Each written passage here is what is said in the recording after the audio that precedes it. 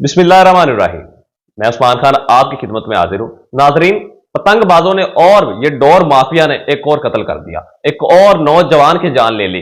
फैसलाबाद का नौजवान जिसकी उम्र 22 साल थी, ईद के 4 दिन बाद उसकी शादी थी, जिसकी तैयारियों में वो था, और इस पतंग माफिया की वजह से, ये इदारों की नाअहली की वजह से उसकी जान चली गई। नाजरीन, जिस तरह से आप ये स्क्रीन पर वीडियो देख सकते हैं कि ये नौजवान जो है ये मोटरसाइकिल पे जा रहा है और गले पर डोर फिरते ही ये नीचे गिर जाता है और ये दोबारा खड़ा होने की कोशिश करता है और खड़ा हो भी जाता है, लेकिन डोर जो है उसने बुरी तरह से उसकी गर्दन को काट दिया था और खून बहे जा रहा था।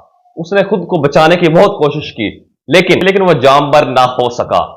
नाजरीन, इस फुटेज में आप एक और चीज को मुलाहिजा कीजिए, एक और चीज को देखिए कि इस फुटेज में आप देख सकते हैं कि 2 पुलिस एहलकार वहां से गुजर रहे हैं और इस वाकया को देख रहे हैं, लेकिन मजाल है कि उन्होंने ब्रेक लगाई हो और इनको रेस्क्यू करने की कोशिश की हो, करीबी अस्पताल में शिफ्ट करने की कोशिश की हो। यह हमारी बेहिसी का आलम है। लेकिन इस फुटेज में आप यह भी देख सकते हैं कि इर्द गिर्द के लोगों ने कोशिश की कि उसको बचाया जा सके, लेकिन इस कातिल डोर ने उससे यह जीने का हक छीन लिया और उसकी सांसें जो है वो बंद कर दी और वो लड़का मौका पर ही फौत हो गया। उसका खून जो है वो बहुत ज्यादा बह चुका था।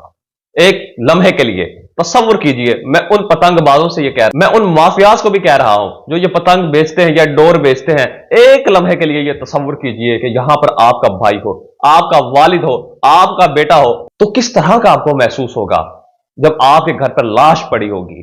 तो एक मिनट के लिए, एक लम्हे के लिए तसव्वुर कीजिए उस मां का क्या हाल होगा जिसका जवान बेटा, जिसकी शादी करीब थी, जिसकी शादी की तैयारियां शुरू थी, उसकी वालदा ने उसकी शादी की खुशियां देखनी थी, अपने जवान बेटे की लाश देखकर उसकी क्या हालत होगी। वो ईद जिसका वो इंतजार कर रही होगी कि ईद के बाद मेरे बेटे की शादी है, वो ईद अब किस तरह से उनकी गुजरेगी। उनके एक एक आंसू का जिम्मेदार आप हैं। इस किस्म के हजारों वाकयात मुल्क में होते हैं और इनका सिर्फ और सिर्फ जिम्मेदार और कातिल पतंगबाज और ये माफिया है जो ये पतंग और डोरें जो है ये बेचता है। और ऐसे वाकयात हमें ये बताते हैं कि हमारे इदारे कितने नाअहल हैं, और ये वाकया जो है ये फैसलाबाद पुलिस की नाअहली का मुंह बोलता सबूत है। नाजरीन, एक और चौंका देने वाली आपको खबर बता दूं कि तर्जमान फैसलाबाद पुलिस की जानिब से यह कहा गया कि हमारे पास इतना बजट ही नहीं है, हमारे पास पैसे ही नहीं है कि हम ड्रोन खरीद सकें और इनकी निगरानी कर सकें।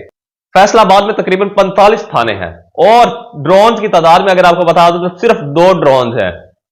45 थानों के लिए क्या ये 2 ड्रोन जो है ये काफी हैं?